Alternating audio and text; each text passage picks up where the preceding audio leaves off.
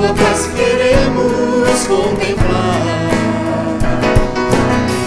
Seja bem-vindo, Jesus, ao nosso meio.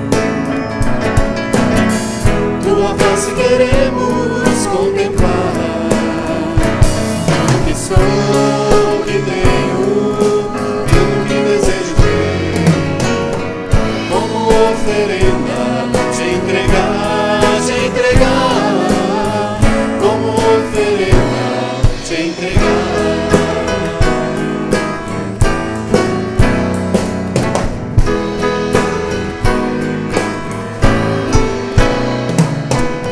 Seja bem-vindo, Jesus, ao nosso meio. Seja bem-vindo, Jesus, ao nosso meio. Tua face queremos contemplar. Seja bem-vindo, Jesus, ao nosso meio. Tua face queremos contemplar. Que sou, que tenho, tudo que desejo ter, como oferenda, te entregar, te entregar, como oferenda, te entregar. Tudo que sou, que tenho, tudo que desejo ter, como oferenda, te entregar, te entregar, como oferenda, te entregar.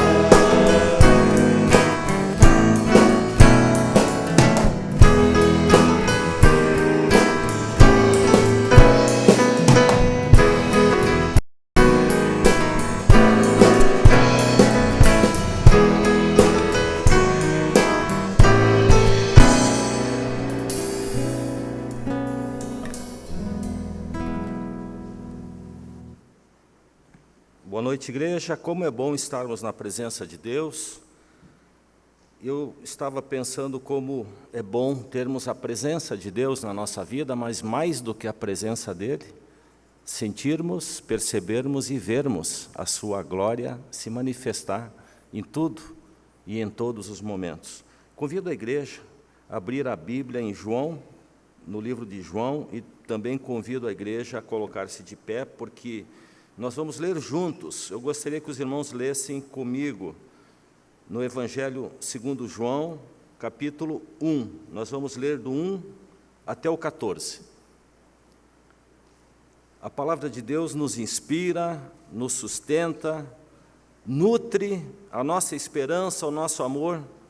Hoje pela manhã, durante a pregação no culto das 11, nós ouvimos sobre a eternidade, a esperança de que nós teremos na presença do Senhor uma vida plena e completa. Vamos ler juntos? No princípio era o Verbo, e o Verbo estava com Deus, e o Verbo era Deus. Ele estava no princípio com Deus. Todas as coisas foram feitas por intermédio dele, e sem ele nada do que foi feito se fez. A vida estava nele, e a vida era a luz dos homens. A luz resplandece nas trevas, e as trevas não prevaleceram contra ela. Houve um homem enviado por Deus, cujo nome era João. Este veio como testemunha para que testificasse a respeito da luz, a fim de todos virem a crer por intermédio dele. Ele não era a luz, mas veio para que testificasse da luz, a saber, a verdadeira luz, que vinda ao mundo, ilumina todo homem. O Verbo estava no mundo, o mundo foi feito por intermédio dele, mas o mundo não o conheceu. Veio para o que era seu, e os seus não o receberam, mas a todos quantos o receberam, deu-lhes o poder de serem feitos filhos de Deus, a saber, aos que creem no seu nome, os quais não nasceram do sangue, nem da vontade da carne, nem da vontade do homem, mas de Deus. E o Verbo se fez carne e habitou entre nós, cheio de graça e de verdade, e vimos a sua glória, como a glória do unigênito do Pai. Vamos repetir o 14 todos juntos? E o Verbo se fez carne e habitou entre nós, cheio de graça e de verdade, e vimos a sua glória, glória como do unigênito do Pai. Amém. Vamos cantar o hino de número 14, todos juntos, sobre o louvor.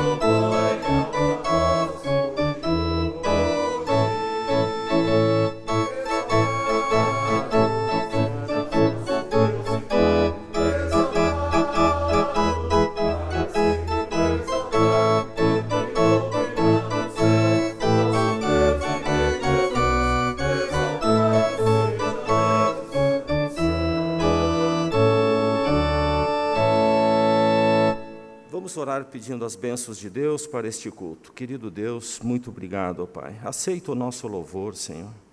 Aceita a nossa adoração.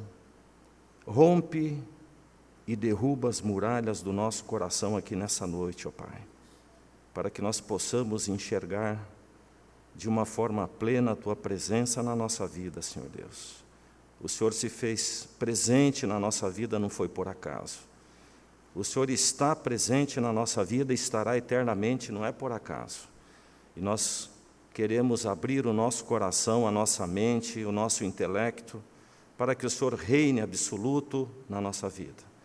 Esteja durante este culto de adoração que é Teu, que é feito exclusivamente para Ti, Senhor Deus. Inspira o pregador desta noite. Abençoe a equipe de louvor, que transpire louvor, transpire graça e adoração, Senhor Deus. E que nós, os adoradores, possamos entregar o nosso melhor para Ti nesta noite. Obrigado por cada vida que está aqui presente, Senhor Deus.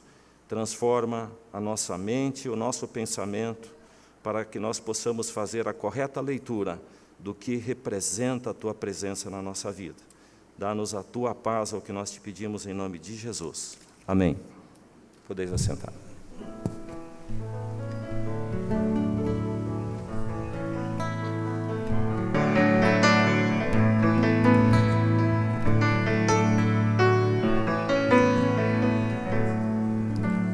Dono das estrelas e Senhor dos mares, toda a criação te exalta. Grandes e pequenos, reis e poderosos, hão de confessar teu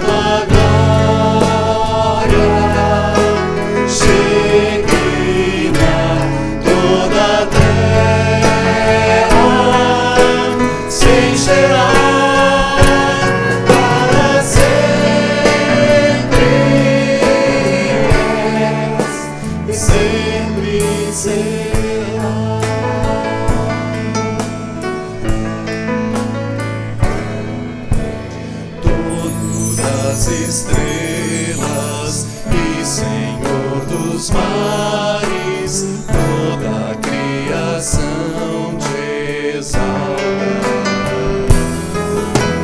Grandes e pequenos, reis e poderosos, hão de confessar teu nome.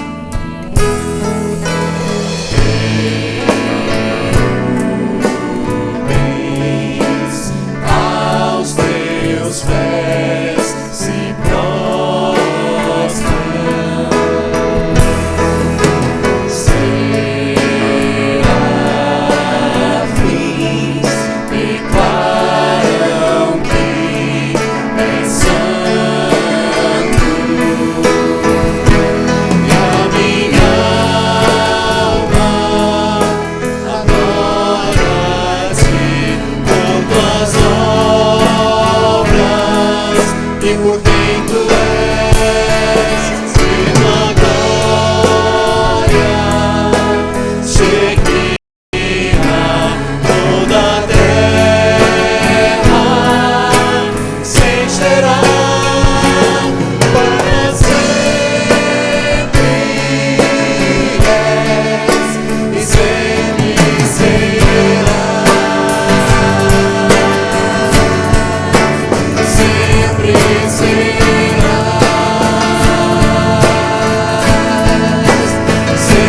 serás, sempre serás, sempre serás.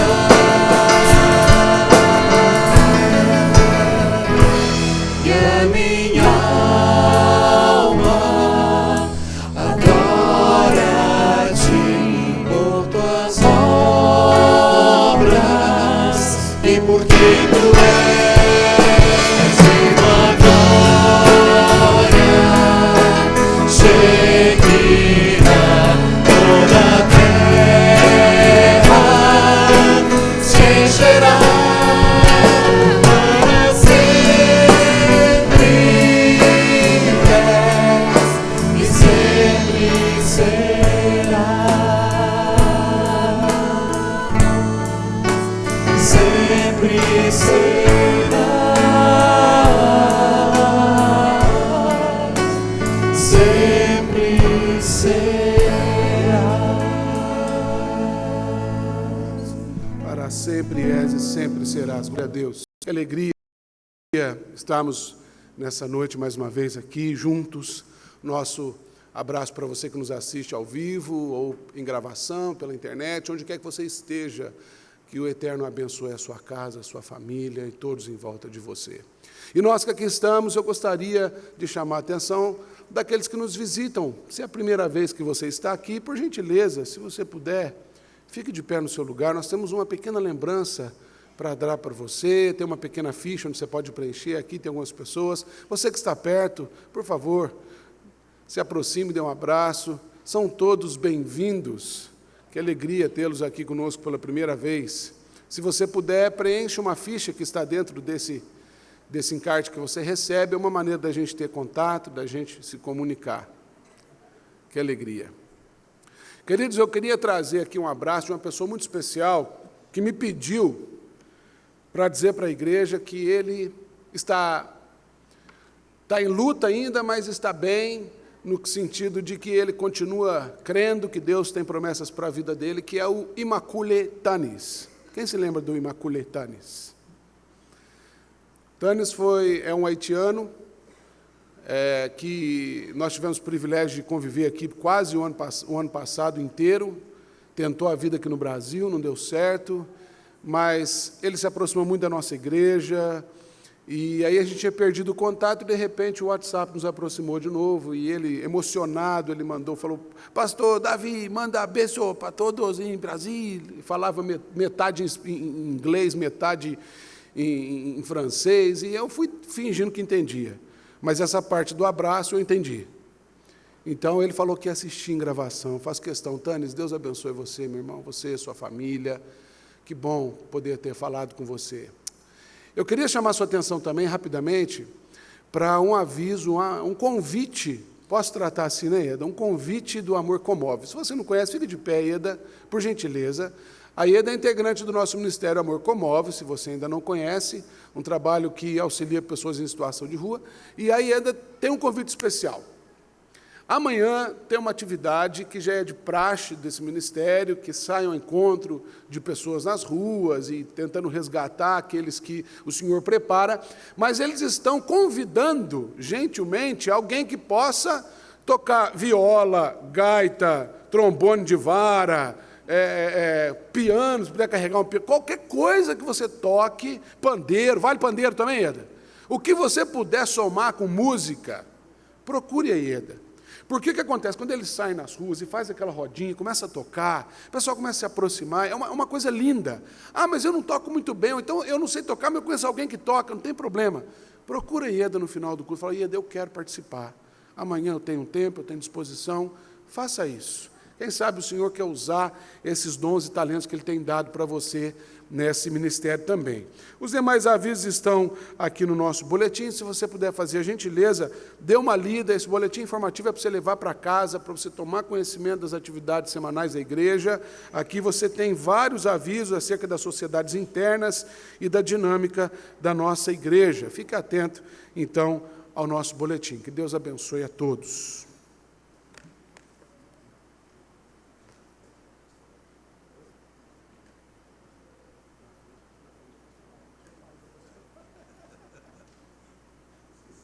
Estou falando aqui que o pastor Davi falou da parte interna do boletim. Eu estou chamando a atenção para a parte da frente do boletim, onde está esse estudo sobre o tema e que vejam as vossas boas obras. É um estudo muito interessante e que enriquece o nosso espírito e a nossa vida. Vamos abrir a palavra do Senhor na carta de Paulo aos Filipenses, capítulo 2, versos 12 a 18. Filipenses, capítulo 2, versos 12 a 18. Vamos fazer responsivamente essa leitura. Assim, pois, amados meus, como sempre obedecestes, não só na minha presença, porém muito mais agora na minha ausência, desenvolvei a vossa salvação com temor e tremor. Porque Deus é quem efetua em vós tanto querer como realizar, segundo a sua boa vontade. Fazei tudo sem murmurações nem contendas,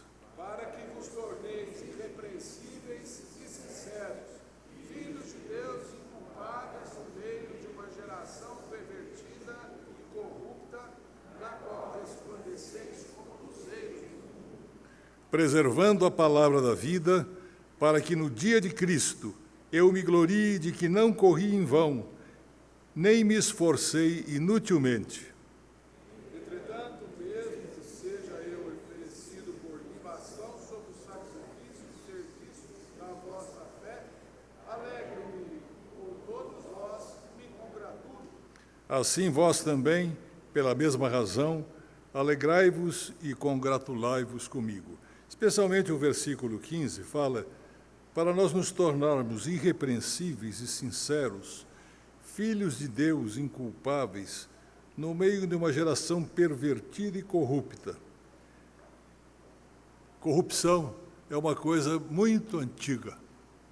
Nós falamos de corrupção hoje, aqui nos nossos costumes, nas nossas finanças públicas e também nas finanças das empresas, mas principalmente isto não vem de fora, isto é do íntimo do homem pecador, a corrupção. E nós estamos, como estavam os filipenses, no meio de uma geração pervertida e corrupta. Ou vocês duvidam? Acabamos de sair aqui do período do Carnaval, com essa licenciosidade toda que é tratada como cultura, como arte. Mas nós somos chamados a ser luzeiros, faróis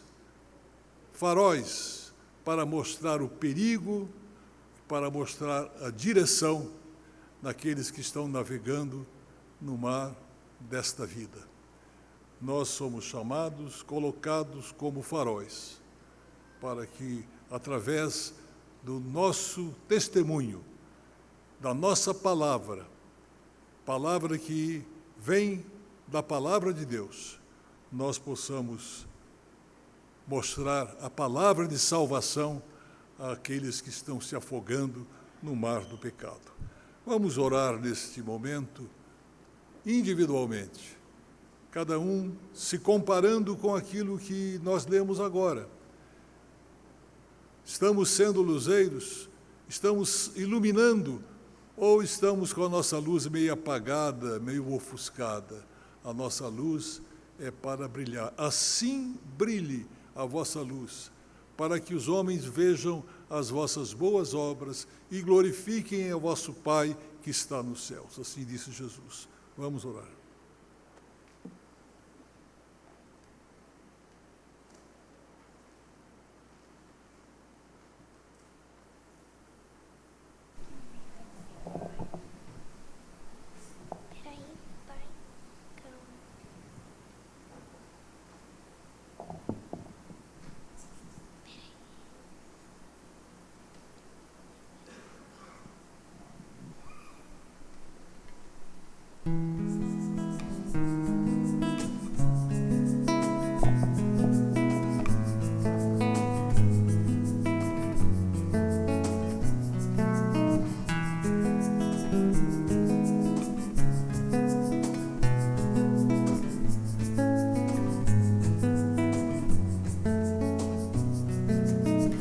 Estou vivendo uma nova estação.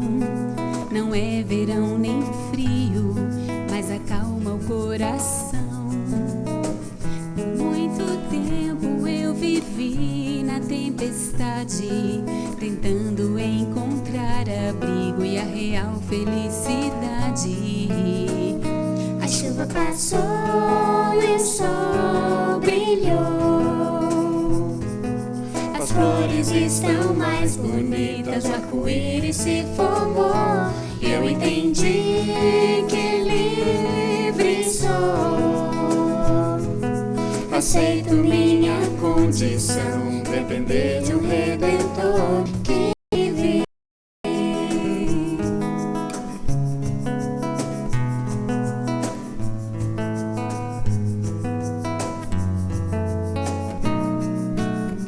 Estou vivendo uma nova estação.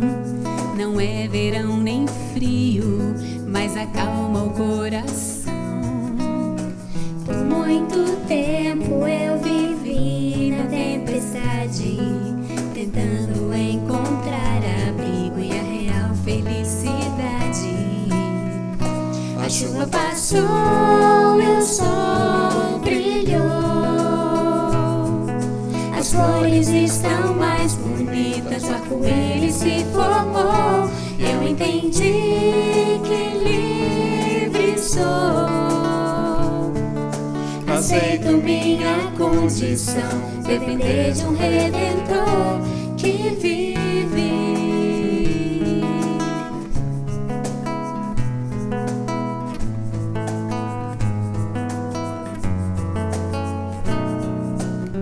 E se um dia o clima mudar e o sol da justiça não me esquentar, eu sei que existe uma fonte de amor ao me ajoelhar e orar ao Senhor. A chuva passou e o sol brilhou. As flores estão mais bonitas, o arco-íris se formou.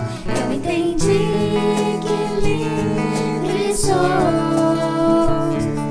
Aceito minha condição, depender de um Redentor que vive. Que vive.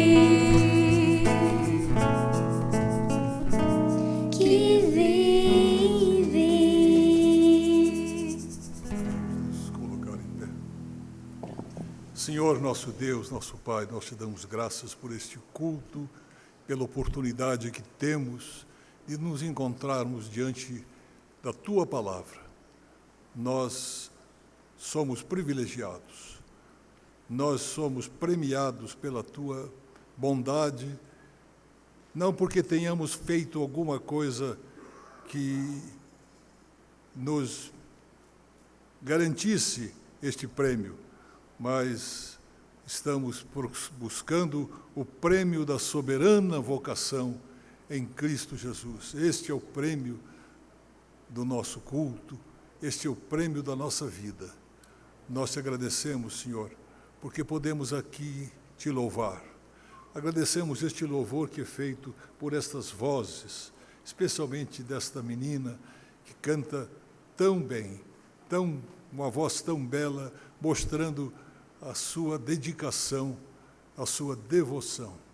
Nós te agradecemos, Senhor, por todos aqueles que trabalham neste ministério do louvor, tão importante para o nosso crescimento espiritual.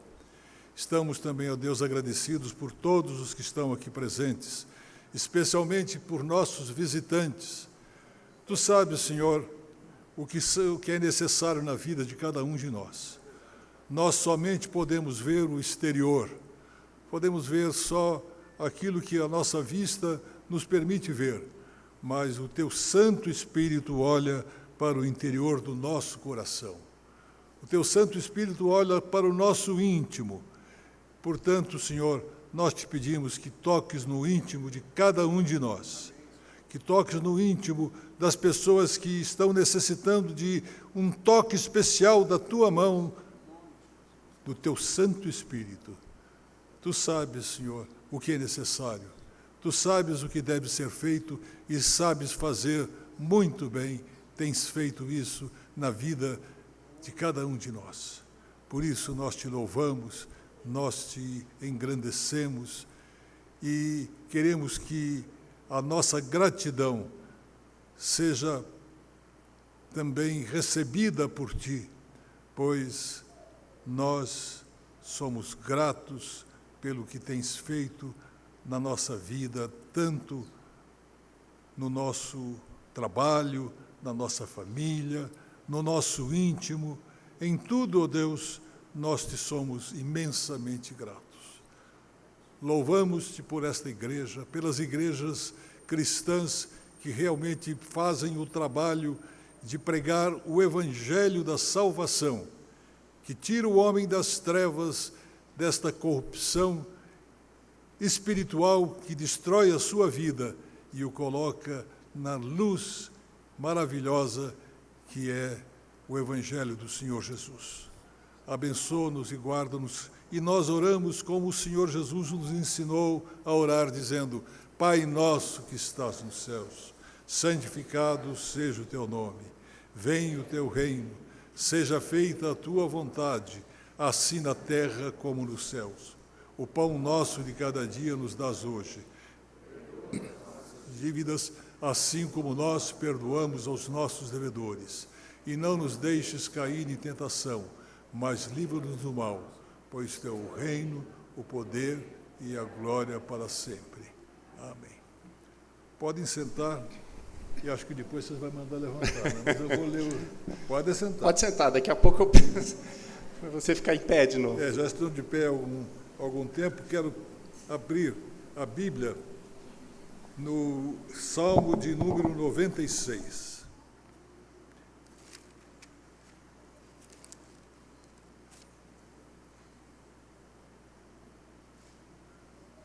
Cantai ao Senhor um cântico novo. Cantai ao Senhor todas as terras. Cantai ao Senhor, bendizei o seu nome.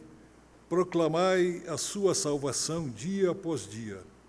Anunciai entre as nações a sua glória e entre todos os povos as suas maravilhas, porque grande é o Senhor e muito digno de ser louvado, temível mais do que todos os deuses. Porque todos os deuses dos povos não passam de ídolos, o Senhor, porém, fez os céus.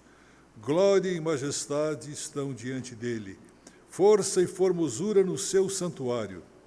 Tributai ao Senhor, ó família dos povos, tributai ao Senhor glória e força, tributai ao Senhor a glória devida ao seu nome, trazei oferendas e entrai nos seus átrios.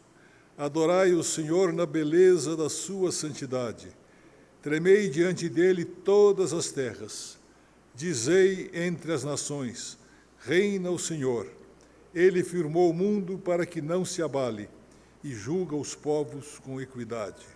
Alegrem-se os céus e a terra exulte, ruja o mar e a sua plenitude, folgue o campo e tudo o que nele há, regozijem-se todas as árvores do bosque na presença do Senhor, porque vem julgar a terra, julgará o mundo com justiça e os povos consoante a sua fidelidade. Agora, de novo, coloquemos-nos de pé para louvar ao nosso Deus maravilhoso. Irmãos, Deus nem sempre se revela a nós com manifestações grandiosas do seu poder ou da sua glória. Muitas vezes, pelo menos na minha experiência, Deus se revela a mim no silêncio do meu quarto, é quando na verdade eu o busco no silêncio. Não é aquele cicio suave no nosso coração que traz de uma forma milagrosa essa certeza de que somos filhos, de que estamos cuidados e que, portanto, estamos seguros. Esse primeiro cântico fala: Senhor, eu te busco no silêncio, eu quero te conhecer melhor, porque a minha vida é o Senhor. Vamos cantar isso?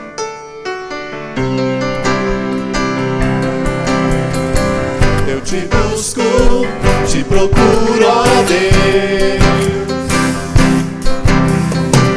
No silêncio tu estás.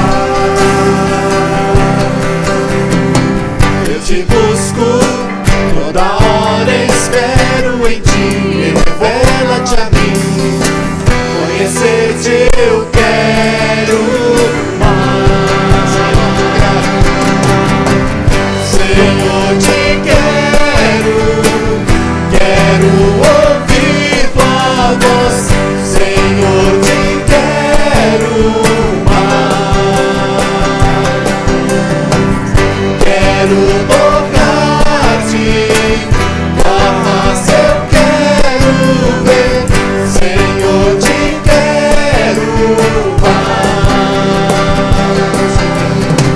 Prosseguindo para o alvo eu vou, a coroa conquistar. Vou lutando, nada pode me impedir. Eu vou te seguir, conhecer-te eu quero mais. Senhor, te quero ouvir tua voz. Senhor, te quero mais. Quero tocar-te, tua face eu quero ver. Senhor, te quero mais. Senhor, te quero ouvir tua voz. Senhor, te quero mais. Quero tocar-te, tua face eu quero ver. Senhor, te quero mais.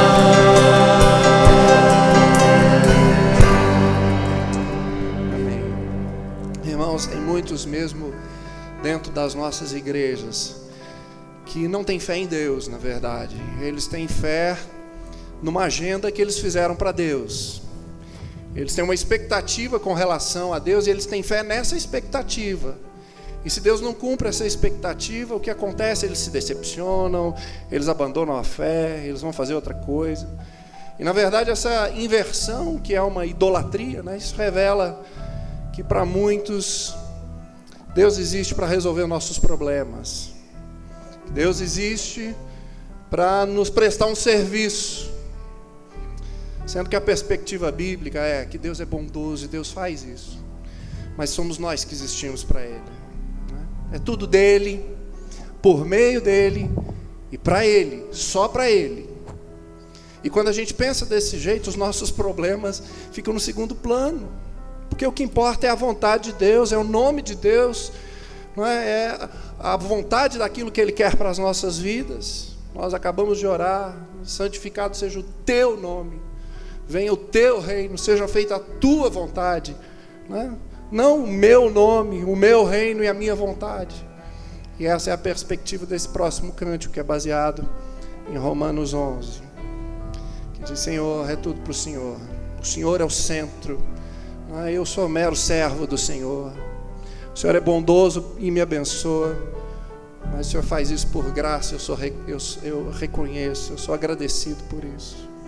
Vamos expressar isso diante do Senhor, falar: é dEle, tudo por Ele, para Ele seja a glória para sempre. Porque dele, por Ele, para Ele são todas as coisas.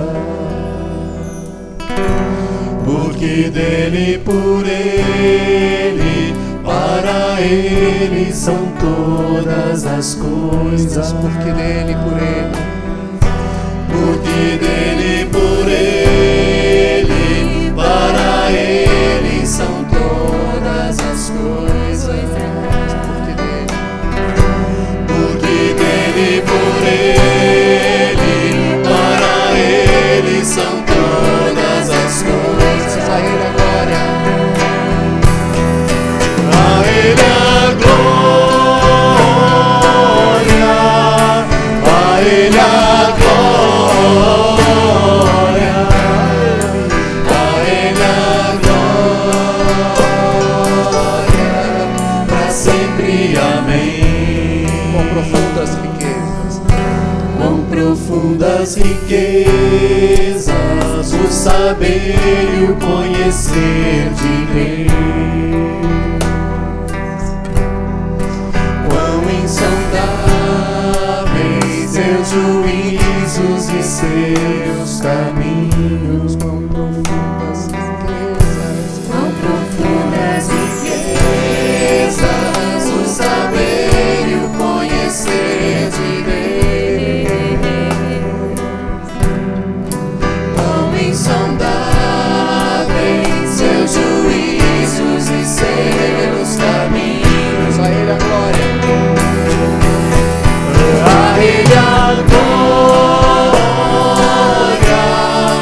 a Ele a glória, a Ele a glória,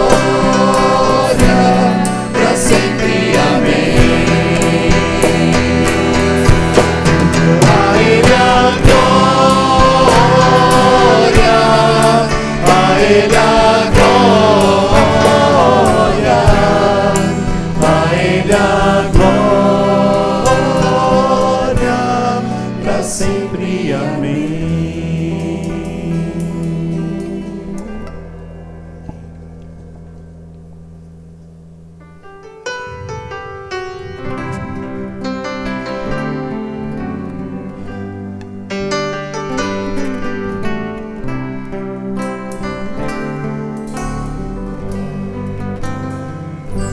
Bem mais que as forças e reis, e a natureza e tudo que se fez.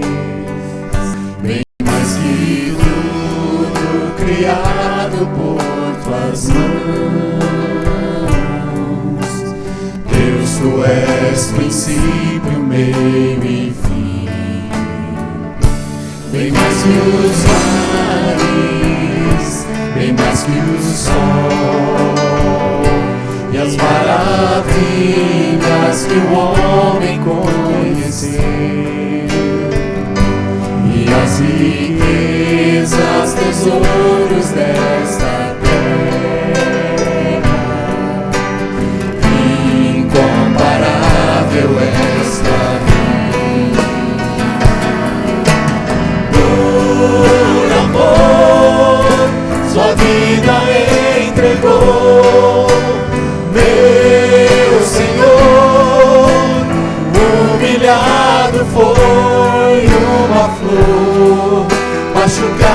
no jardim, morreu por mim, pensou em mim, me amou.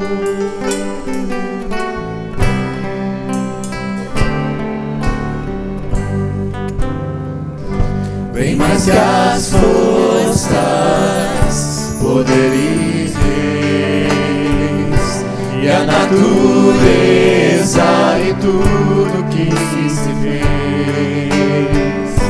bem mais que tudo criado por tuas mãos. Deus, tu és princípio, meio e fim, bem mais que os mares, bem mais que o sol e as maravilhas que o homem conheceu, e as riquezas, tesouros dessa terra. Incomparável és pra mim. Por amor, sua vida entregou. Meu Senhor, humilhado foi uma cruz, machucada no jardim, morreu por mim, pensou em mim, me amou. Por amor, sua vida entregou. Meu Senhor, humilhado foi uma flor, machucada no jardim, naquela cruz, morreu por mim, pensou em mim, me amou. Uma flor machucada no jardim, morreu por mim, pensou em mim, me amou.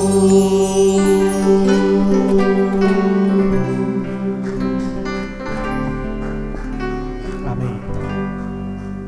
Vamos nos assentar.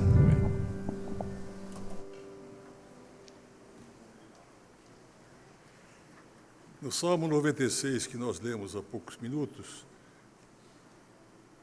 o versículo 8 diz assim: tributai ao Senhor a glória devida ao seu nome, trazei oferendas e entrai nos seus átrios. Uma parte do culto que nós devemos a Deus é também a contribuição para a manutenção do culto divino e de todas as atividades da igreja. Nós não queremos constranger a ninguém que veio nos visitar, mas os irmãos que estiverem da igreja estão convidados agora a fazer a apresentação dos seus dízimos e compromissos, ofertas, que os nossos irmãos diáconos vão recolher, enquanto nós cantamos o hino de número 64.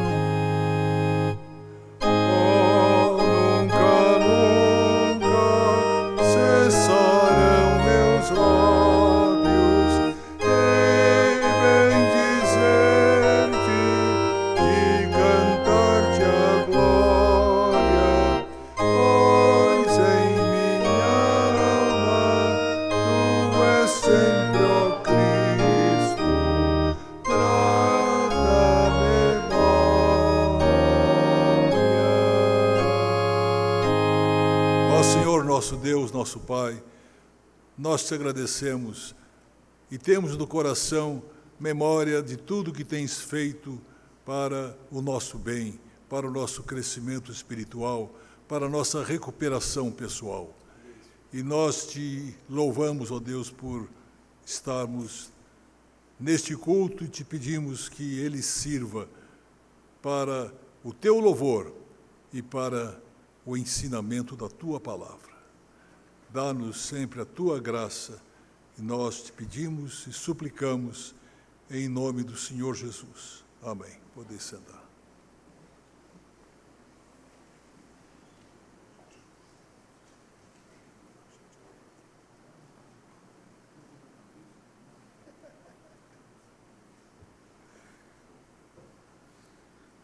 Graças a Deus, porque quando oprimidos por mundano jugo, vagueando aflitos, o Senhor nos achou. E o Senhor nos achou, nos tornou seus filhos adotivos em Cristo Jesus, os filhos amados. E o Senhor nos deu, tem nos dado a sua palavra, palavra que alimenta, palavra que traz instrução, que traz direção. Eu queria convidar você nessa noite para um pouco de paciência, porque o texto que nós vamos ler é um pouco longo, mas é importante que leiamos. O livro do profeta Jonas. Pequenas ações, grandes transformações. Não tem aquele programa Pequenas Empresas, Grandes Negócios? Quero falar com você à luz da nossa reflexão, e agora eu vou pagar minha conta aqui, viu, reverendo? Vou pagar minha conta agora, porque eu pulei a indicação da pastoral, agora eu estou dizendo que o sermão vem em resposta também, dialogando com a pastoral do nosso boletim, que vejam as vossas boas obras. Para que isso aconteça, eu convido você a pensar nesse tema. Pequenas ações, grandes transformações. Livro do profeta Jonas. Veio a palavra do Senhor a Jonas, não veio a mim, veio a Jonas. Veio a palavra do Senhor a Jonas, filho de Amitai, dizendo: dispõe-te, vai à grande cidade de Nínive e clama contra ela, porque a sua malícia subiu até mim. Jonas se dispôs, mas para fugir da presença do Senhor, para Tarsis. E tendo descido a Jope, achou um navio que ia para Tarsis. Pagou, pois, a sua passagem, embarcou nele para ir com eles a Tarsis, para longe da presença do Senhor. Mas o Senhor lançou sobre o mar um forte vento, e fez-se no mar uma grande tempestade, e o navio estava a ponto de se despedaçar. Então os marinheiros, cheios de medo, clamaram cada um ao seu Deus, e lançaram ao mar a carga que estava no navio para aliviar o peso dela. Jonas, porém, havia descido ao porão e, deitado, adormecia profundamente. Chegando-se a ele o mestre do navio, ele disse: o que se passa contigo? Agarrado no sono, levanta-te e invoca o teu Deus. Talvez assim esse Deus se lembre de nós, para que não pereçamos. E diziam uns aos outros: vinde, lancemos sortes, para que saibamos por causa de quem nos sobreveio este mal. E lançaram sortes, e a sorte caiu sobre Jonas. Então lhe disseram: declara-nos agora, por causa de quem nos sobreveio este mal. Que ocupação é a sua? De onde vens? Qual a tua terra? E de que povo és tu? Ele lhes respondeu: sou hebreu e temo ao Senhor, o Deus do céu, que fez o mar e a terra. Então os homens ficaram possuídos de grande temor e lhe disseram: que é isso que fizeste? Pois sabiam os homens que ele fugia da presença do Senhor, porque lhe o havia declarado. Disseram-lhe: que te faremos para que o mar se acalme? Porque o mar se ia tornando cada vez mais tempestuoso. Respondeu-lhes: tomai-me e lançai-me no mar, e ao mar se aquietará, porque eu sei que por minha causa vos sobreveio esta grande tempestade. Entretanto os homens remavam, esforçando-se para alcançar a terra, mas não podiam, porquanto o mar ia se tornando cada vez mais tempestuoso contra eles. Então clamaram ao Senhor e disseram: Ai, Senhor, rogamos-te que não pereçamos por causa da vida deste homem, e não façais cair sobre nós este sangue, quanto a nós inocente, porque tu, Senhor, fizeste como te aprouve. E levantaram a Jonas e o lançaram ao mar, e cessou o mar da sua fúria. Temeram, pois, estes homens em extremo ao Senhor, e ofereceram sacrifício ao Senhor, e fizeram votos. Deparou o Senhor um grande peixe, para que tragasse a Jonas, e esteve Jonas 3 dias e 3 noites no ventre do peixe. Capítulo 3. Veio a palavra do Senhor segunda vez a Jonas, dizendo: Dispõe-te à grande cidade de Nínive, e proclama contra ela a mensagem que eu te digo. Levantou-se, pois, Jonas, e foi a Nínive, segundo a palavra do Senhor. Ora, Nínive era uma cidade muito importante diante de Deus, e de 3 dias estava de 3 dias para percorrê-la. Começou Jonas a percorrer a cidade, caminho de 1 dia, e pregava e dizia: ainda 40 dias e Nínive será subvertida. Os ninivitas creram em Deus e proclamaram um jejum, e vestiram-se de panos de saco, desde o maior até o menor. Chegou esta notícia ao rei de Nínive, ele levantou-se do seu trono, tirou de si as vestes reais, cobriu-se de pano de saco e assentou-se sobre cinza. E fez-se proclamar e divulgar em Nínive, por mandado do rei e os seus grandes, nem homens, nem animais, nem bois, nem ovelhas, provem coisa alguma, nem os levem ao pasto, nem bebam água, mas sejam cobertos de pano de saco, tanto os homens como os animais, e clamarão fortemente a Deus, e se converterão cada um no seu mau caminho e da sua violência que há nas suas mãos. Quem sabe se voltará a Deus e se arrependerá, e se apartará do furor da sua ira, de sorte que não pereçamos.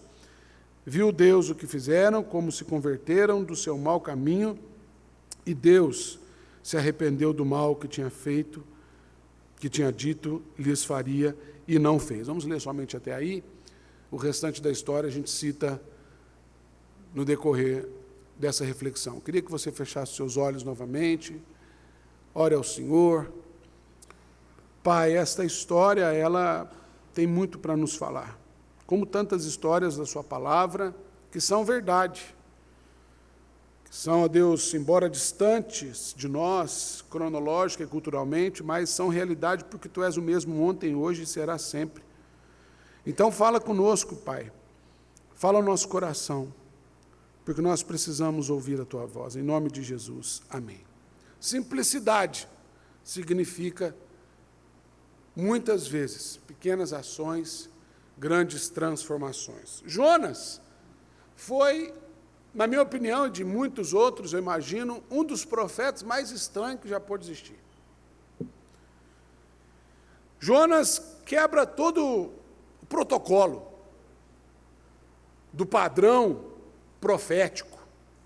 Ao mesmo tempo, ele foi, talvez, o pregador de maior sucesso na história. É incrível. Um sermão que está para nós aqui, capítulo 3, versículo 4, a parte B, em 8 palavras, no texto original hebraico, são somente 5, que torna mais difícil ainda. Então, considerando a língua provável ali, em 5 palavras, e eu já falei aqui umas 30. Mas ele precisou de 5 palavras para pregar e uma cidade inteira ser convertida e ser transformada. É incrível, porque Jonas, ele parece ter feito de tudo para que a sua missão fracassasse. Desmotivado, despreparado, indignado, frustrado. Foi assim que o Jonas se apresentou para a missão que ele recebeu ao vir sobre ele a palavra do Senhor, a convocação, chamado para ser profeta. No entanto, o resultado foi incrível. É curioso como que isso acontece na nossa vida. Talvez não com essa proporção, Mas é incrível quantas vezes o Senhor nos chama para algo específico e a gente faz de tudo para não dar certo. E no final, o trem sai perfeito.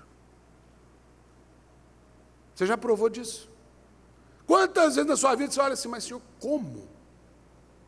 Como que pode?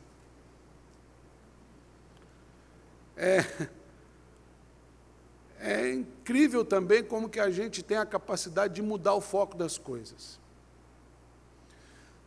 Pergunto para você, quando fala de Jonas, o que vem na sua mente? Essa semana eu estava conversando com o missionário da CCI Brasil, aqui na abertura do trabalho com os adolescentes, Ivo, pastor Ivo. E o Ivo me contou uma curiosidade que ainda reforçou o argumento contra. Só para curiosidade, ele estava me dizendo que a região que ele está hoje, sul da Espanha, ali no Estreito de Gibraltar, ele se concentra naquela região onde, periodicamente, eles vão ali para o norte da África e ficam naquela região plantando igrejas. E ele contou uma história aleatória, assim, falou, aquela região é muito bonita, fez até um convite, mas pastor, você precisa ir lá conhecer. Eu falei, quem sabe um dia. Aí ele falou assim, aquela região é uma região onde, nessa época, as baleias, elas migram do Oceano Atlântico para o Mar Mediterrâneo. Eita! Isso aumenta a probabilidade de ser baleia mesmo, o peixe. Aí a gente fala, nossa, que incrível história. Mas eu quero chamar a sua atenção, porque isso é um problema.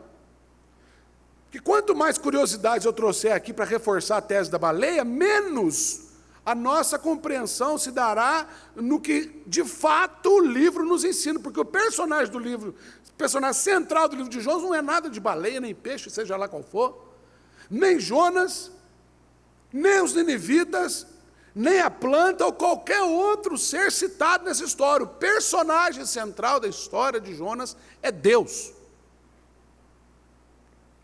É Deus quem se revela no livro de Jonas como Senhor de Israel, Senhor das nações, aqui representado pelos ninivitas, Senhor dos estranhos e dos desconhecidos, como, por exemplo, os marinheiros naquele barco, Senhor da natureza, Senhor de todas as coisas. O livro de Jonas é um livro que nos apresenta o senhorio de Deus, que governa e que age sobre todas as coisas, como nós acabamos de cantar aqui, mencionado pelo nosso presbítero Luiz, dele, por meio dele, para ele, são todas as coisas. Tudo acontece em torno de Deus, no livro de Jonas. Mas é incrível a nossa capacidade de destacar a baleia, como é na nossa vida. É incrível a nossa capacidade de mudar o foco das coisas e a gente, às vezes, não percebe a grandeza desse Deus que age em nós. Mas o tom, voltando para cá, o tom da mensagem contida nessa história de Jonas poderia ser resumido da seguinte forma: nada e ninguém pode frustrar os desígnios de Deus. Nada e ninguém pode frustrar os desígnios de Deus. Para a gente entender um pouco disso, a gente tem que entender quem foi Jonas. Eu disse no começo que Jonas é um profeta estranho, e ainda pesa contra ele críticas muito pesadas, especialmente dos teólogos liberais, aqueles teólogos que questionam a inspiração da Bíblia, ou seja, a Bíblia como livro inspirado por Deus.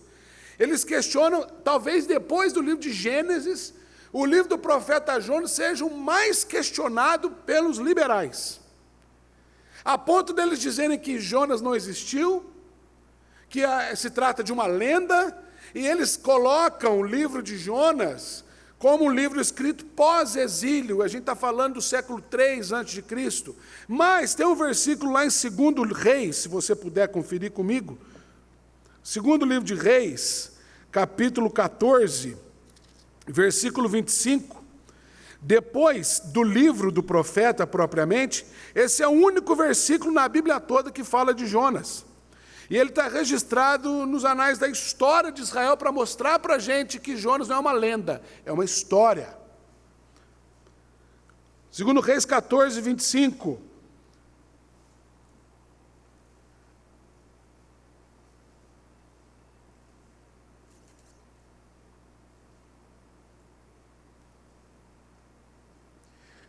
Restabeleceu ele os limites de Israel, falando do rei Jeroboão II. Restabeleceu ele os limites de Israel, desde a entrada de Amate até o mar da planície, segundo a palavra do Senhor, Deus de Israel, a qual falara por intermédio de seu servo Jonas, filho de Amitai, o profeta, o qual era de Gate-Efer. Então ele dá para nós detalhes de quem era Jonas. Ele fala que Jonas era um profeta que profetizou sobre Israel no tempo de Jeroboão II. A gente está falando aí do século 8 a.C., não do século 3, 793 e 743 aproximadamente. A menção da cidade nos mostra que Jonas morava na região, no tempo de Jesus, chamada de Galileia, ou seja, no Reino do Norte, ali, capital Samaria, onde Jeroboão foi o rei. E esse texto que a gente leu nos mostra que, historicamente, se a gente analisar o tempo de Jeroboão, traz para a gente informações de como era Israel no tempo que Jonas foi profeta, e eu queria chamar a sua atenção. O reinado de Jeroboão, Jeroboão II, teve um destaque importante, porque foi um curto espaço de tempo, cerca de 41 anos de reinado, onde Israel viveu um tempo de prosperidade financeira e de paz política. Foi assim um gargalo, um respirar, porque em meio a invasões assíria, persa, enfim, e tantas guerras em volta, Jonas foi levantado como profeta justamente num tempo onde havia prosperidade sobre a nação financeira e paz política. E aí entra uma curiosidade. Porque quando isso começou a acontecer na nação de Israel, a desigualdade social começou a aumentar, e com isso a corrupção. O rico ficava cada vez mais rico e o pobre ficava cada vez mais pobre. Isso a gente sabe porque o profeta Jonas foi contemporâneo do profeta Amós e o profeta Oséias. E se a gente lê o livro dos dois, a gente vê que eles estão tratando também essa questão. Aí a gente vai entender por que o Jonas tinha tanta crise com Nínive. Porque os ninivitas, nesse tempo de estabilidade política e econômica, eram a única cidade, nação, cidade-estado, que poderia vir a oferecer risco para aquele momento especial que Israel enfrentava. Então, quando Jonas é chamado para profetizar em Nínive, e eles sabiam muito bem o que os ninivitas, as atrocidades que os ninivitas cometiam, o Jonatas, ele parece que é carregado assim de um sentimento patriota, sabe, aquele espírito nacionalista. Ele fala, não, senhor, se aquele povo é horrível, aquele povo é o único, deixa eles quietos lá, porque eles são os únicos que podem atrapalhar o nosso sossego, eu não posso ir lá, e é complicado. A gente começa a encaixar nas entrelinhas os porquês que o texto vai levantando. No entanto, Jonas, ele marca a história daquela cidade. Voltando ainda, falando sobre o contexto teológico do livro de Jonas, eu disse que Jonas é um profeta, coitado, que apanha muito dos teólogos liberais. Agora, por quê? Vamos tirar essa questão, tudo bem, que ele pudesse até ser uma lenda, vamos dar uma colher de chá. Isso me preocupa muito, porque se a gente não notar a inspiração do livro, a gente começa a tirar Deus do livro. E quando a gente começa a tirar Deus do livro, a gente vai incorrer no problema dos liberais. Em relação a Jonas, a grande crise é porque o livro de Jonas, por ter Deus no centro, é um livro que está carregado de milagres. A questão do peixe, queridos, é apenas mais um dos milagres. Olha o texto que a gente acabou de ler. A tempestade que Deus sopra justamente naquela direção onde Jonas está indo, é um milagre. Falando do peixe, você não acha curioso um peixe pronto, na hora e no lugar certo, na medida certa, porque tinha que caber uma pessoa ali dentro, não podia ser qualquer peixe, ele estava ali pronto. Milagre. O fato de Jonas ter sobrevivido 3 dias dentro do peixe, a ponto de fazer uma oração lá de dentro. Outro milagre. O fato do peixe, com perdão da expressão um pouco forte, mas vomitar o Jonas na praia, no lugar certo que ele tinha para ir. Outro milagre. O fato de Jonas voltar, ouvir novamente a voz do Senhor, para voltar para Nínive, com tanta aversão aos ninivitas. Outro milagre. O fato de Jonas pregar e uma cidade inteira ser convertida, com apenas 5 palavras no sermão. Quero aprender com esse sujeito, porque é um milagre. No final do livro, que eu deixei para a gente talvez ler no final, Jonas fica descontente, ele vai, ele prega, a cidade toda é convertida, e o Jonas continua indignado, e ele dá uma descansada, e naquela noite o Senhor faz brotar uma planta, e uma noite inteira, um outro milagre. Fala com Jonas, e logo na sequência um verme vem e come a planta inteira. Outro milagre. O livro de Jonas é repleto de milagres, porque o centro dessa história é Deus, do mesmo jeito que se você parar para reparar na sua vida, você vai perceber inúmeros milagres além do peixe, porque nós estamos falando de história, nós estamos falando de vida, nós estamos falando de cotidiano, de experiência. E no caso de Jonas, toda a história do livro é a narrativa, uma narrativa incrível de uma sequência incrível de milagres maravilhosos. E aqui está o ponto central de tudo isso. Queridos, os pais da igreja, Jerônimo, por exemplo, ele dizia que a história de Jonas foi um encorajamento para os judeus, falando, olha, se Deus é tão poderoso para poder transformar Nínive, imagina o que ele pode fazer na história dos judeus. Agostinho e Lutero disseram que a história de Jonas revela o caráter missionário de Deus, a paixão de Deus pelas nações perdidas. Mas eu, essa noite, sem qualquer pretensão, junto com eles, quero trazer ao nosso coração uma outra verdade. Somando ao que eles disseram, eu digo para mim e para você que o livro de Jonas é uma das maiores demonstrações da simplicidade da caminhada com Deus que existe na Bíblia. Hoje pela manhã, culto das 9, o reverendo Wesley, graças a Deus, ele deu um presente muito importante para o reverendo Juarez, que foi um parafuso com uma porca. Ele mesmo que falou que estava faltando parafuso, viu, Renata? Quando ele ganhou, ele falou assim, estava faltando um, agora apertei. E o reverendo Wesley brincou um pouco com essa história da porca e do parafuso, um objeto que é tão simples, né? Que às vezes a gente passa despercebido. Mas você já pensou a vida sem porca e parafuso? Cadeira que você está sentado agora, só está aí talvez porque tem porca prendendo ela no chão, aí o encosto. A gente não nota a importância desse pequeno objeto, que faz toda a diferença e é antigo. Agora, você quer coisa mais simples do que uma porca com parafuso? Excelente exemplo. Para dizer também sobre a simplicidade que é o livro de Jonas, porque é uma história vivida como tantas outras, e ao mesmo tempo uma das mais desafiadoras. Sabe por quê? Porque apesar de Jonas estar na Bíblia classificado como entre os livros proféticos, o livro de Jonas é, antes de tudo, um livro biográfico. Ele conta a história de uma pessoa.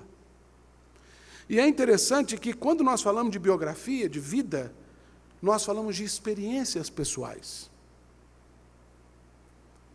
Jonas demonstra, por meio das suas ações, pelo menos duas peculiaridades que, na verdade, nos tornam muito parecidos. Primeiro, Jonas conhecia Deus.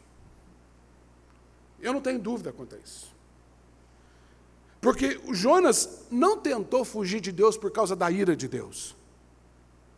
Jonas tentou fugir de Deus por causa da misericórdia de Deus. Ele sabia que quando ele chegasse em Nínive e profetizasse, ainda mais porque ele ouviu a voz de Deus, os ninivitas iam ser transformados. E ele foge disso. Você não acha incrível essa semelhança com a nossa vida? Quantas e quantas vezes nós fugimos de Deus porque nós sabemos que Deus é luz, e nele não há treva alguma, E quando a gente se aproxima dele, as nossas trevas, pim. Então a gente vai precisar de alguns galhos e folhas, como foi com os pais lá no jardim, para tampar a nossa nudez. Jonas conhecia a Deus assim como eu posso dizer que você conhece a Deus. Assim como eu conheço a Deus. O problema, na maioria das vezes, está nas razões pelas quais a gente anda com Deus. Ou como eu estou andando com Deus. Aquilo que motiva o meu serviço a Deus. A segunda peculiaridade é que Jonas, ele se acovardou diante da grandeza de Deus. E eu desconfio que isso também parece muito comigo e com você. Porque se nós conhecemos a Deus, se nós sabemos do que Deus é capaz, por que nós nos acovardamos diante de todas as adversidades que vêm sobre nós? Nós estamos falando de Deus. Nós estamos falando daquele que é Senhor de todas as coisas. Jonas fugiu, mas a sua covardia não foi suficiente para barrar o amor de Deus pelos perdidos de Nínive. Jonas fugiu, e Deus usou de um gabarito muito bom para converter o coração covarde de Jonas. Aquela famosa frase, quando a gente não vem pelo amor, a gente vem pela dor. Isso é experiência de vida. Queridos, andar com Deus é muito simples. E nós sabemos disso. O que complica essa caminhada somos nós. Quando nós lemos o Evangelho, nós vemos Jesus fazendo convite simples.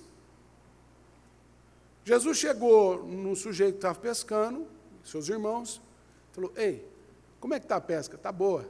Então, anda comigo, eu farei de você pescador de homens. E eles largaram as redes e o barco e o seguiram. Jesus chegou em alguém que estava acamado, paralítico, e dizia: levanta e anda. O que ele tinha que fazer? Levantar e andar. O cego, Bartimeu: o que queres que eu te faça? Senhor, eu quero ver. Vê. É simples. Quem complica somos nós. Nós é que desacreditamos na simplicidade do que Deus faz. A gente às vezes tenta transformar Deus num personagem tão intocável, tão distante de nós, que não percebemos Deus nas coisas pequenas do dia a dia. Contudo, assim como foi com Jonas, Deus prefere continuar usando pessoas como Jonas, como eu e você, para se revelar e ser revelado.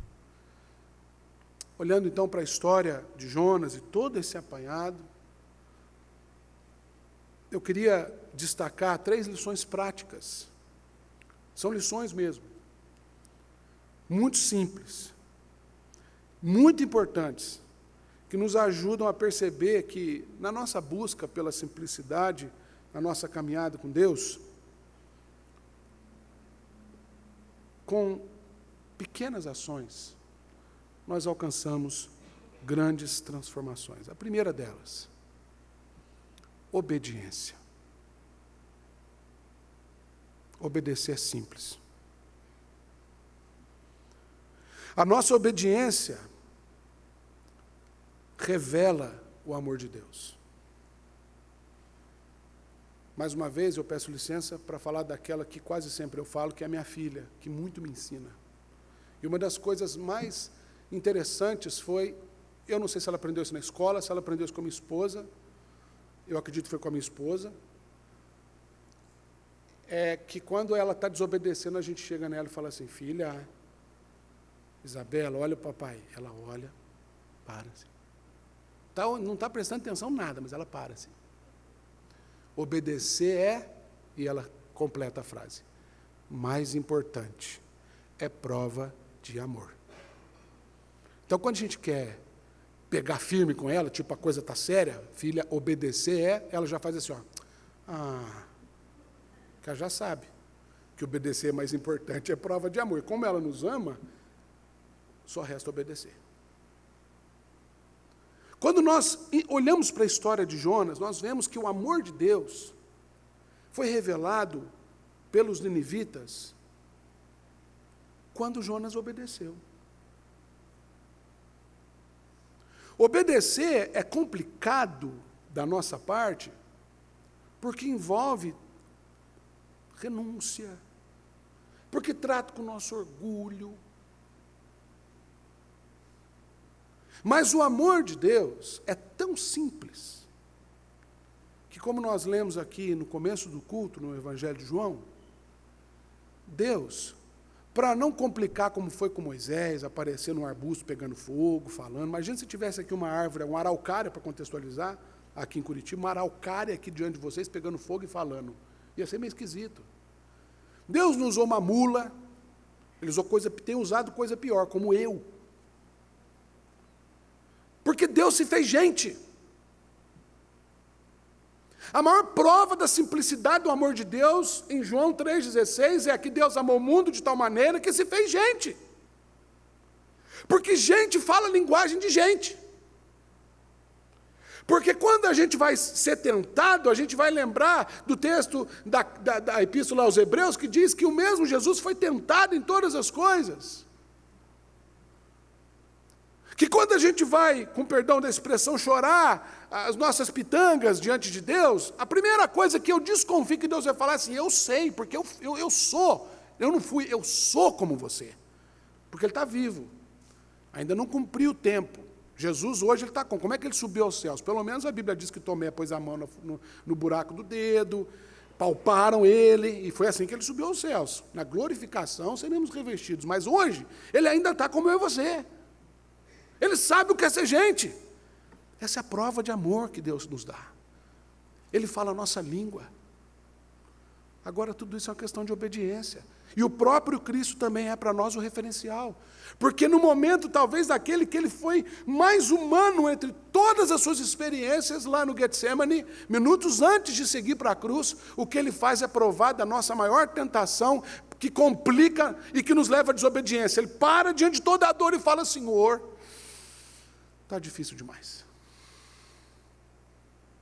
Não tem outro jeito de fazer isso, não? Senhor, Pai é. Entendi. A sua vontade é mais importante. Capítulo 4 de Gênesis diz que, na história de Caim e Abel, que quando Deus chega nos dois irmãos, em Caim, perdão, depois de não ter aceito o sacrifício, ele diz a seguinte expressão, Caim, por que estás triste? Por que andas triste? Por que descaiu o seu semblante? Em outras palavras, como bom pai, por que você está de beiço, Caim? Se procederes bem, não é certo que serás aceito? Se todavia procederes mal, eis que o pecado jaz à porta. O seu desejo será contra ti, mas a ti cumpre dominá-lo. Obediência é algo que está a nosso cargo. Ouvi e obedecei. A Bíblia está repleta dessa conjugação, dessa construção gramatical. Obediência, simples, é prova de amor. Segunda lição que a gente aprende com Jonas, humildade. Simplicidade é pequenas ações que produzem grandes transformações. A primeira delas é a obediência, a segunda é a humildade. Porque o nosso quebrantamento revela a justiça de Deus, que foi o que aconteceu no barco. Quando a tempestade veio, os marinheiros ficaram apavorados. Tem alguém nessa história que está errado, como foram os amigos de Jó. Jó, o que você fez, Jó? Jó, você está querendo enganar quem? Jó, ninguém vive o que você está vivendo se você estiver escondendo alguma coisa. E a gente faz assim mesmo, né? Às vezes com a gente mesmo. Onde é que foi que eu errei? Às vezes eu não errou em nada. É só uma questão de humildade. É interessante que o texto vai dizendo que eles foram orar ao seu Deus, eles procuraram razões, eles ficaram atordoados. E o Jonas? A atitude mais arrogante que alguém podia ter. Saiu de fininho, foi para o fundo do barco E dormia como que alguém consegue dormir profundamente no meio de uma tempestade? É muita negligência, é muita arrogância. Que mundo que ele estava? Mas quando ele é acordado e alguém chega e fala, meu filho, que mundo que você está vivendo? E ele vê tudo aquilo e fala assim, ajuda a gente, clama ao seu Deus. Aliás, quem que é o seu Deus? Olha a sequência de perguntas que é feita no versículo 8, capítulo 1. Qual é a sua ocupação? De onde você vem? Qual é a sua terra? Está parecendo que ele vai tirar visto para os Estados Unidos aqui. De que povo és tu? Quanto tempo você vai ficar? E ele se quebranta, ele fala, gente, a culpa é minha. Eu estou fugindo de Deus. E olha que interessante, não está explícito, mas está implícito no final, que esse testemunho de quebrantamento do Jonas fez com que todos que estavam no barco adorassem a Deus. O testemunho nosso de quebrantamento machuca, dói. Humildade é uma coisa que dói, demora para ser forjada, a gente apanha, mas revela a justiça de Deus. E justiça de Deus é diferente da nossa, querido. A justiça de Deus é aquela que está em Romanos capítulo 5. Não é aquilo que nos faz bem.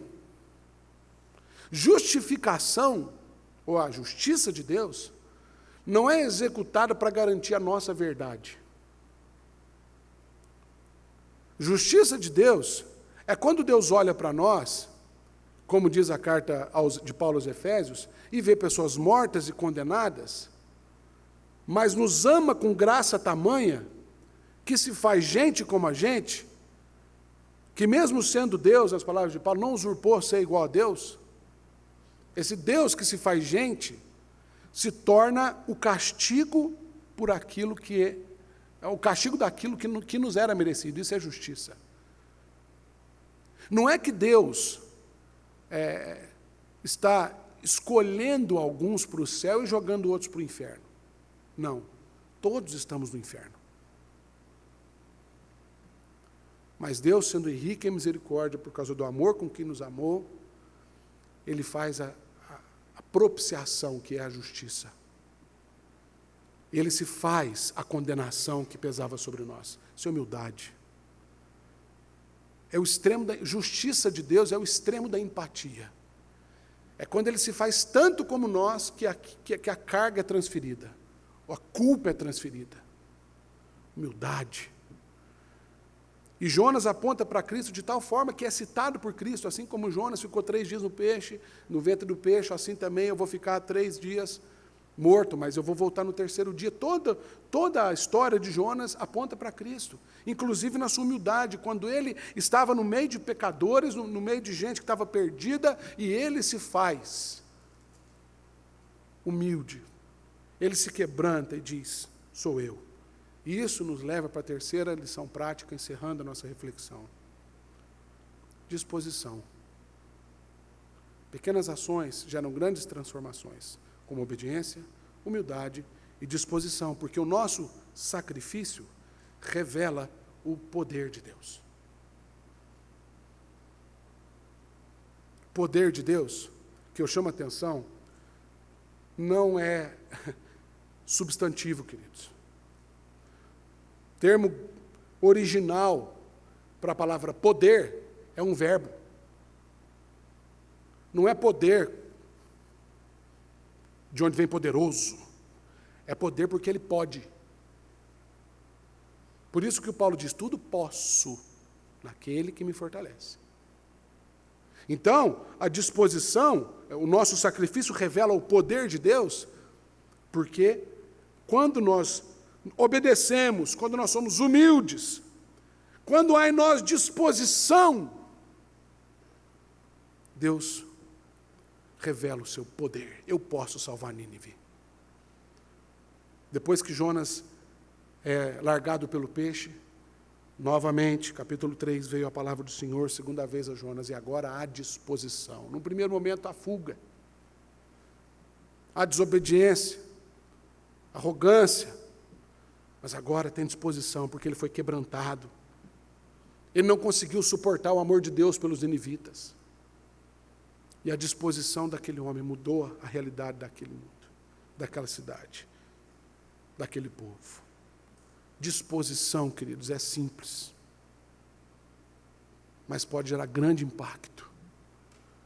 A Bíblia sempre diz: dispõe-te, dispõe-te, dispõe-te, vem, dispõe-te e vai, dispõe-te e santifica. Nós precisamos ter disposição diante de Deus, queridos, para que o poder de Deus seja revelado a nós. É por isso que o apóstolo Paulo vai dizer também que quando ele é fraco, aí ele é forte, porque o poder de Deus se aperfeiçoa na fraqueza. É porque quando eu sou fraco, eu vejo que Deus pode. Jonas viu o que Deus pôde fazer na história de homens e mulheres terríveis como eram os ninivitas. Se você ler a história dos ninivitas, você vai ficar chocado, mas Deus amou aquele povo. Tenha disposição. É simples. Obediência, humildade e disposição. Jonas parece que não entendeu muito bem. No final do livro, depois você lê em casa com calma, o Senhor volta a ter uma conversa boa com Jonas. Mas olha que curiosidade. Jonas, se não me engano, só tem um outro livro que é Naum, que termina com uma pergunta. Se não me engano, só esses 2 profetas terminam com uma pergunta. Versículo, eu quero ler para você, para a gente encerrar um finalzinho do livro de Jonas, capítulo 4, versículos... Eu vou ler a partir do versículo 6, a gente termina. Então fez o Senhor Deus nascer uma planta que subiu por cima de Jonas, para que fizesse sombra sobre a sua cabeça, a fim de o livrar do seu desconforto. Jonas, pois, se alegrou em extremo por causa da planta. Mas Deus, no dia seguinte, ao subir da alva, enviou um verme, o qual feriu a planta e ela secou. Em nascendo o sol, Deus mandou um vento calmoso oriental, e o sol bateu na cabeça de Jonas, de maneira que desfalecia, pelo que pediu para si mesmo a morte. Olha que sujeito mal-humorado. Sol na testa, o cara queria morrer. Dizendo, melhor é morrer do que viver. Então o Senhor Deus perguntou a Jonas, é razoável essa tua ira, meu filho? Por causa de uma planta? Ele respondeu, é razoável, a minha ira até a morte.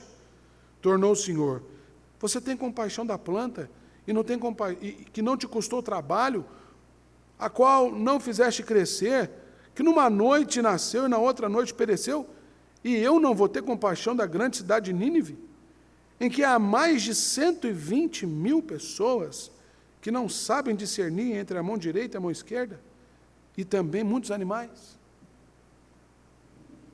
O Senhor pergunta isso para nós. Às vezes você tem disposição para tanta coisa.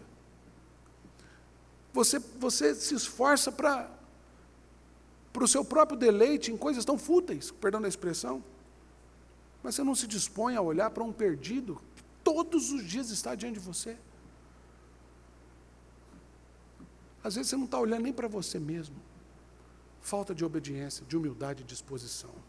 Mas a minha oração é para que o Senhor nos ajude e que a gente possa aprender com essas boas obras e que as pessoas vejam essas boas obras, glorifiquem o nosso Pai que está nos céus e que sejamos simples, como a caminhada com Deus é simples e que o complexo que é da nossa parte seja cada vez mais lançado fora.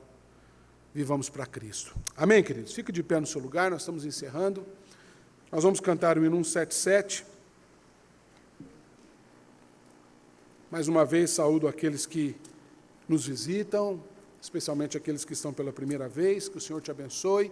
E eu peço a você que, gentilmente, antes de ir embora, você não vá sem antes dar um abraço aí, pessoal da igreja, naqueles que estão nos visitando e naqueles que a gente vê sempre também. O hino 177, firme nas promessas.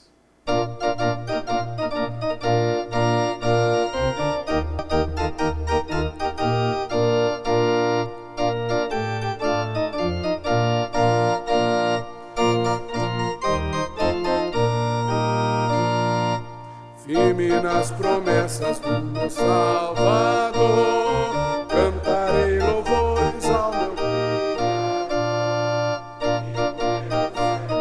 Seu amor, firme nas promessas de Jesus. Firme, firme, firme promessas de Jesus, meu mestre, firme, firme, sim, firme nas promessas de Jesus, firme nas promessas hei de trabalhar, Verbo eterno sempre a me amparar, tempestade vou sem vacilar.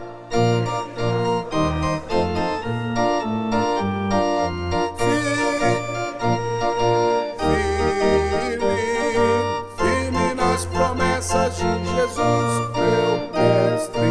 Firme, firme, sim, firme nas promessas de Jesus. Firme nas promessas sempre vejo assim, purificação no sangue para mim, plena liberdade já desfruto enfim, firme nas promessas de Jesus, firme, firme, firme nas promessas de Jesus, meu mestre.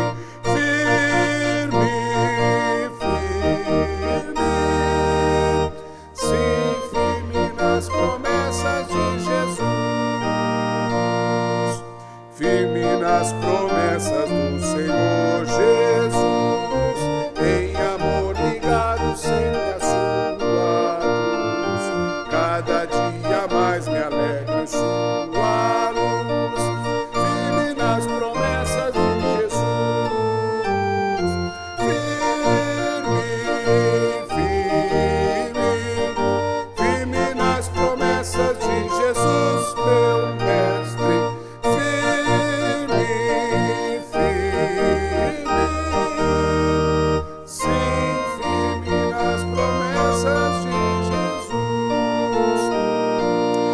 Nós queremos seguir em frente, Pai, firme nas Tuas promessas, firme na Tua palavra, firmes no compromisso que temos feito com o Senhor cada vez que nos reunimos em culto para Te adorar, Senhor. Firmes porque o Senhor nos torna firmes, porque o Senhor é fiel, porque de Ti, por Ti, para Ti são todas as coisas. Assim foi com Jonas, e assim seja conosco também, Senhor. Em nome de Jesus, nos ajude a encontrar essa simplicidade em cada gesto nosso. Ajuda-nos a sermos obedientes a Ti, Senhor. Ajuda-nos, ó Deus, a buscar mais humildade para o nosso coração, e assim que haja dedicação incansável na obra do Senhor, ó Deus, porque o dia vem, o dia está chegando, e nós não queremos ser achados dormindo no fundo de um porão, de um barco qualquer, Senhor. Ajuda-nos a seguirmos como pregadores arautos do Senhor, mas, sobretudo, para que vivamos em gratidão por tudo que o Senhor já tem feito em nossa vida. Assim, brilhe a nossa luz diante dos homens, para que vejam as nossas boas obras e glorifiquem a Ti, Senhor, querido e eterno Deus. Que a graça maravilhosa de Jesus, o amor infinito de Deus, o nosso Pai, e a presença santa, o consolo, a força, os dons, a capacidade do Espírito Santo, repousem sobre cada um de vós e sobre vós permaneça para sempre. Amém. Ao que está sentado no trono,